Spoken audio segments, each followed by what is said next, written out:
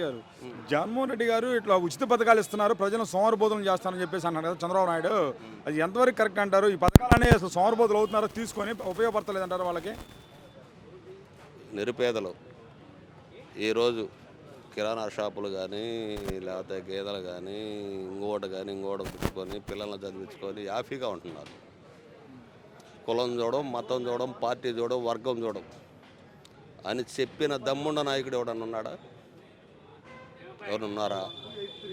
ఈ రాష్ట్రంలో సంక్షేమ పథకాలు, నాడు నేడు స్కూళ్ళు అభివృద్ధి లేదంటున్నారు కదా. నాడు నేడు స్కూళ్ళు ఉన్నాయా? అంగన్వాడీ ఉన్నాయా? రైతు భరోసా ఉందా? సచివాలయం ఉందా? హెల్త్ క్లినిక్ ఉందా? ఎప్పుడన్నా ఇదంతా అభివృద్ధి కాదా? కనపట్టలేదా చంద్రబాబుకి, పవన్ కళ్యాణ్కి? ఇది అభివృద్ధే కాదా? కానీ మరి ఎందుకని ఇప్పుడు అసలు పరిపాలన జాతి కాదు, పిచ్చోడి చేతిలో రాయలాగా ఉందని కూడా మాట్లాడుతున్నాడు చంద్రబాబు నాయుడు. పిచ్చోడి చేతులు రాయా? చంద్రబాబు పోయి మోడీ కాళ్ళు పట్టుకొని, లేకపోతే చంద్రబాబుకి ఎమ్మెల్యే క్యాండిడేట్లు లేరు. మోడీ, పవన్ కళ్యాణ్ లేకపోతే ఎమ్మెల్యే క్యాండిడేట్లు లేరు. దమ్ము మంచి జరిగితేనే నా కోటేయమని చెప్పిన ఏకైక ముఖ్యమంత్రి ఎవరన్నా ఉన్నారా అంటే ఒక జగన్మోహన్ రెడ్డి. మరి ఆ జగన్మోహన్ రెడ్డిని ఈసారి ఓడిస్తాడు పవన్ కళ్యాణ్. పవన్ కళ్యాణ్ అతను 21 సీటుకి ఇప్పుడు ఇంతవాటికి దిక్కులేదు. ఆ సీట్లకి క్యాండిడేట్లు లేరు. ఇతర పార్టీలో వచ్చిన టీడీపీలోంచి వచ్చిన వాళ్ళకి ఇస్తున్నారు. అతను గెలిచేది చూడమని ముందు గెలుస్తాను అదే పిఠాపురం లక్ష్యతో గెలుస్తానని మాట్లాడుతున్నాడు. లక్షతోట అతను ఏదేదో మాట్లాడుతున్నాడు, ఏదేదో చేస్తున్నాడు. చంద్రబాబుని తిట్టాడు మొన్న. ఏం తిట్టాడు? 21 సీటు 22 సీట్లు తీసుకోవడానికి నేనేమన్నా అల్లటప్ప కానీ అమ్ముడు పోయేగాడిని అన్నాడు. మరి 21 సీటు ఇప్పుడు ఎటు తీసుకున్నాడు? 175 పోటీ పెట్టవచ్చు కదా నువ్వు గెలిచే దమ్మున్న నాయకుడు అయితే. లేదు, జూలు ఎగరేసుకుంటా రోజు మీటింగులు చెబుతున్నాడు. ప్రజలకు నేను ఇది చేస్తానని చెప్పమని ఇప్పుడు చెప్పాడా? లోకేష్ ఎర్ర బుక్కులో రాసుకుంటానంటాడు, ఈడేం తాడదీస్తానంటాడు, చెప్పులు చూపిస్తాడు. మరి అలాంటప్పుడు ప్రజలు వాళ్ళు ఓట్లు వేస్తారంటారా? వాళ్ళు జీరో అండి. వాళ్ళకి ఎవరండి ఓట్లు వేసేది?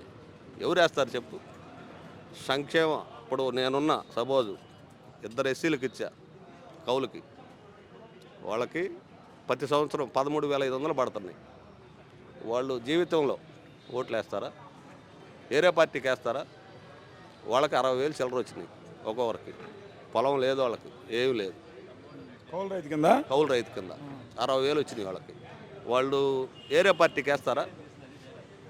ఇవాళ ఊళ్ళు తలిపిస్తున్నాయి జగనన్న కాలనీలు చూడు. మరి అట్లయితే ఇప్పుడు వాళ్ళు అటు చూసి అందరూ ఎన్డీఏ కూటమికి ఏర్పడి వస్తున్నారు కాబట్టి జగన్మోహన్ రెడ్డి ఒంటరిగా కదా.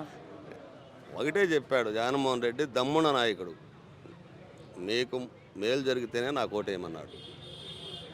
అట్ట దమ్మున్న నాయకుడు 1965 నుంచి ఎవడన్నా చెప్పాడా? ఎన్ని పార్టీలు వచ్చినా మీకు మేలు జరిగితేనే నా కోటేయమని చెప్పిన దమ్ముండ నాయకుడు, ఏకైక నాయకుడు జగన్మోహన్ రెడ్డి. ఎవడని చెప్పాడా? చంద్రబాబు ఈ రోజుకి నేను ఇది చేస్తానని చెప్పను. ఈ రోజుకి నేను ఇది చేస్తాను అని చెప్పమను చంద్రబాబుని. ఇన్ని మీటింగులు పెడుతున్నాడుగా, ఈ రోజుకి నేను ఇది చేస్తాను, జనాలకి ఇది మేలు చేస్తాను, రుణమాఫీ బేషరతుగా రుణమాఫీ చేస్తానని లక్షణాలు చేశాడా? 3 విడతలు, కొంతమంది 3 విడతల్లో 90,000 పడ్డాయి, కొంతమంది 60,000 పడ్డాయి. బేషరతుగా డోకరా అమ్మాయిలకి రుణమాఫీ అన్నారు. మీ బంగారం మీ ఇళ్ళకి తెచ్చుకుంటా అన్నారు. వచ్చిందా? వాళ్ళ బంగారం బ్యాంకులో ఏలం వేశారు. ఏమైనా జరిగిందా? ఈడు లోకేష్ ఎర్ర బుక్కులో రాస్తానండి. ఎర్రి బుక్, అది ఎర్ర బుక్కు కాదు, ఎర్రి బుక్కు. లోకేష్ అనే వ్యక్తి మంగళగిరిలో ఓడిపోయిండు. వాళ్ళ కొడుకునే గెలిపించుకోలేని వ్యక్తి పార్టీనే పోషిస్తున్నాడు.